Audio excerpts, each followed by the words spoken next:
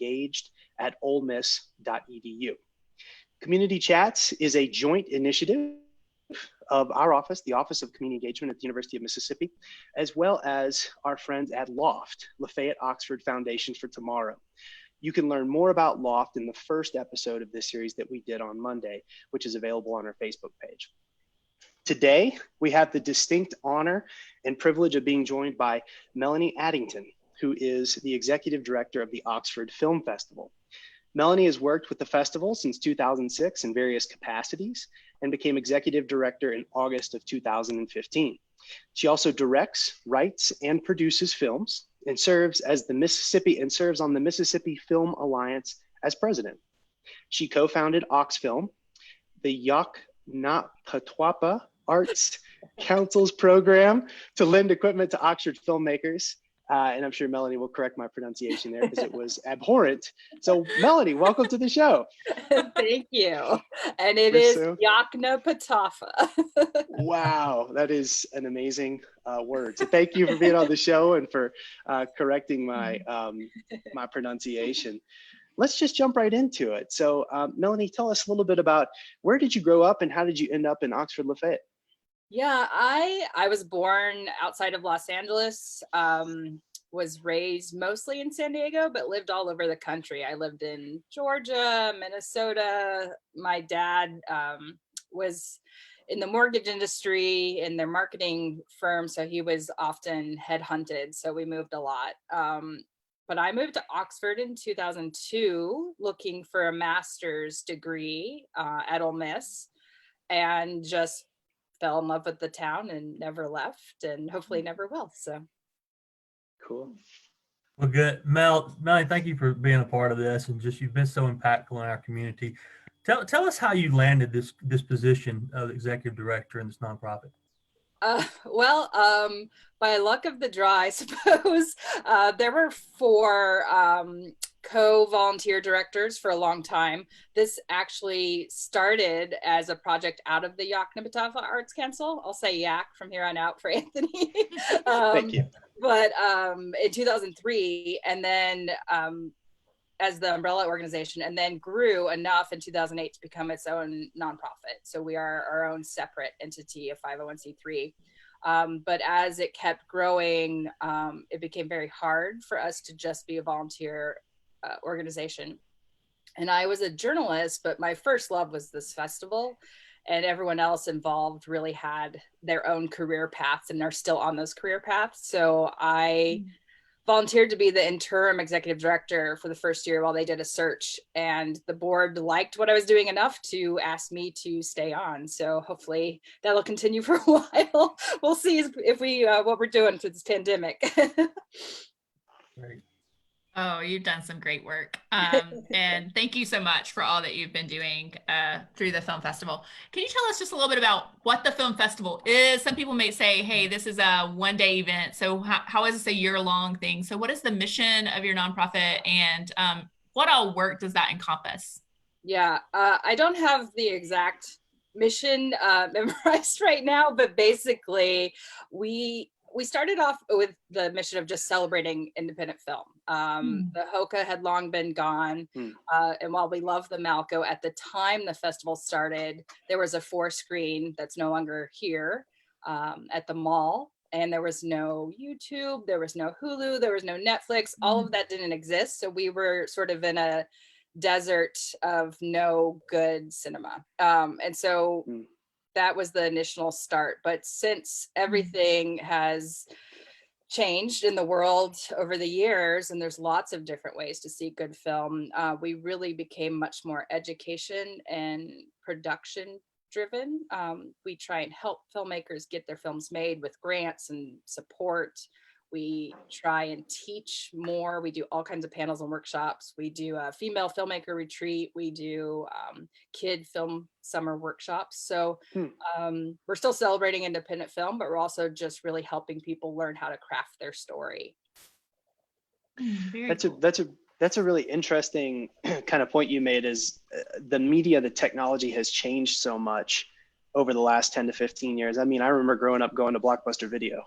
And I think I read this past year that there's one blockbuster video left in the whole country in I Oregon. went to it last year in Bend, Oregon. It's amazing. That's so interesting. Yeah. So the landscape has changed so much, and you kind of gestured to that in terms of how the film festival has transitioned over the years. But how did you experience that transition, and in that space now, how do you feel like the film festival has become maybe even more relevant? Yeah, we were really lucky. So when the festival started, you would get VHS tapes to watch to decide if you were going to play them or not. And at the time, Mike again was one of our main co-directors. He now works in the athletics, doing lots of great video work for them, Emmy award-winning series, etc. But he saw that a digital revolution was coming. So we were actually one of the first film festivals in the country to run the entire festival off digital files. And Wow. then the industry revolutionized again to what's really, this is probably way too not interesting for anyone, but what's called DCPs, which is what theaters are using now instead of old film reels. And it's a really safe way to show films.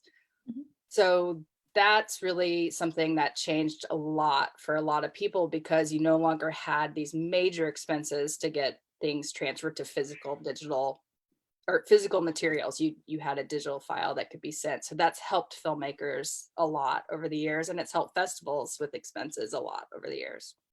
Yeah. Wow. Well, Melanie, I'm curious. You talk a lot about the film festival, which is an important component of your organization. Are there any other programs or projects that you work on throughout the year besides that the viewers may be interested in knowing? Yeah, absolutely. So we, and we're trying to figure out what that looks like this year. We do a summer program for kids, and we're trying to figure out how to do that safely this year, whether that's virtual or what. We were planning to launch a year-round series, both at the Powerhouse here in Oxford and then at the Hendricks in Water Valley.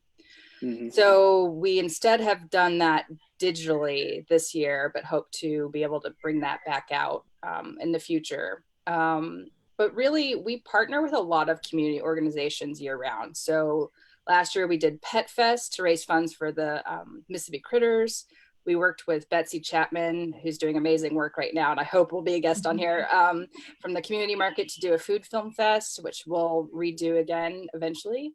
And we've worked with PBS to bring out documentaries and have community discussions. So really, film is just a way to create a dialogue in our community. So that's really what we see ourselves doing. Wow, that story sharing is so important, and that's something you've been doing for a long time, but I know it's even more important now. So can you talk a little bit about what are some of the challenges that you've experienced in this current moment? I know you've been busy adapting from Oxford Film Festival to virtual Oxford Film Fest. You did the Stay at Home Fest, partnered on that. And so can you talk a little bit about what your work has looked like, how you've adapted, and what some of those challenges are? Sure. Well, a lot of people think that we're still part of the Arts Council or that some other large organization owns us, and they do not. Our organization is made up by one full-time staff member and one part-time staff member year-round, and then we have seasonal workers that help for a couple months out of the year. And so we 5 days from, and I'm sorry, we have our board members as well who meet monthly and are amazing. We 5 days before the festival, the governor limited gatherings of more than 250 people, which put us at a place where we already were concerned about moving forward, but that put a definite stop 5 days before our festival. That means we had already sent all the checks out. Everything had been paid for, but none of the income came in. So we've applied for PPP. We've heard nothing. We're applying out for state and national grants to try and continue the support of our organization to make it through this. Not just because we're like, oh, well, movies matter, but also we are employing local people and we're supporting our community and telling its story. So we want to be able to survive and help our community as a whole. And now I've lost my train of thought on answering the question. I'm so sorry. Oh, no. Oh, you're good. It was just about your greatest challenges. So, Yeah. so definitely that is one of them, but also how you've adapted and Yeah, so the next step is that we didn't want to rush it, and we saw some other organizations just putting their films up online for free or just canceling. And it's not just Oxford that matters to us, it's our global filmmaker community. We had 200 filmmakers, some of them set to world premiere with us here in Oxford, and we couldn't just leave them high and dry. And their work has shut down. There's no production worldwide. You know, some editors are being able to work right now, screenwriters are able to work, but everyone else has no income. So we worked with our ticketing partner, and they came up with this great solution that I hope works. And we really don't know what's going to happen next, but basically most of our films are streaming virtually. You can stream them for your whole family. It's $10 to watch a movie, or there's discounts if you watch more than one. And we aren't keeping all the money. We are giving half to all the filmmakers so that they have some income coming in. That was my big priority and push to the board, who readily approved it, that we don't just support ourselves, but support our larger community. Well, that's great. Well, thank you so much. And that's just incredible that you can give back and help support them as well. And if people don't care about the larger global community, some of them are Oxford filmmakers. So Excellent. It's a both and. It's a both and, yeah. Global and local. Yeah. Melanie, you've kind of touched on some of this, but you know, your work as a filmmaker and building community with filmmakers, not just in LOU, but across the globe, that has to be an enriching experience for you, and to sort of see that industry grow and to build that community. What are some of the greatest rewards that you've experienced in your journey with the Oxford Film Festival, or even just your personal journey as a filmmaker and someone who's promoting film? Yeah, I mean, I have the luckiest job in the world. I get to help people tell their story, and I get to watch a lot of great movies. I have zero complaints about my job, even in hard times like this. But I think the greatest reward is that I can't get to everywhere in the world, but I get to experience it through the movies. You know, we have this great film from Iran called She Who Wasn't Tame this year, that's from a student, and it's just so rebellious and not anything like you hear about Iran. So just getting to realize who people really are and what our common humanity is I think it's changed me for the better, for sure. Wow, that's neat. That's great. Melanie, you have done so much for this community. Your organization has too. The film festival is just a phenomenal event to experience. And you know, I want to really talk about giving back to you and your organization. First of all, Betsy Smith at McDonald's, they're providing you guys with a meal card. I'll send that over to you. Oh my gosh, thank you guys. Participating in this. She's a part of the Loft board, and they've been a huge supporter. She wanted me to tell everybody that they're open. So get something if you need something. Their drive-thru's open. But you know, how can other people contribute to your organization? What are your needs? What can we do? I mean, we're definitely trying to, there's so many more higher priority needs than us right now, but also such an easy, fun, transactional way to support us is just to watch these movies and be entertained, get off of the news for a couple hours and do something fun again. Meanwhile, that helps your local nonprofit, but also helps filmmakers. That's so important. And I just want to say one of my first jobs in high school was at a McDonald's in Georgia. So I really appreciate that. That's awesome. Oh, goodness. So, Melanie, you are a community leader. You have done a lot of great work in the community. So we are giving you 1 minute. What would you like to say to all of the citizens in the LOU community? What message would you have for them in this moment? You are going to have your story to tell, and we'll be here at the end of this pandemic here to help you craft that. We have a reach of an audience outside of just Oxford. Let us help you get the word out about you. If you're doing something interesting, I will share it to everyone I know. So please reach out to me. Let us help you amplify your message to get through this together. That's great. That is. Melanie, as we think about now the Digital Film Festival, you want to give us some details before we wrap up about how folks can log on or how they can interact and how they can experience this awesome event y'all are about to share. Yeah, so oxfordfilmfest.com is the easiest way to link to everything. We are putting out weekly emails. Oh, that's to my cats. I'm sorry. That was awesome.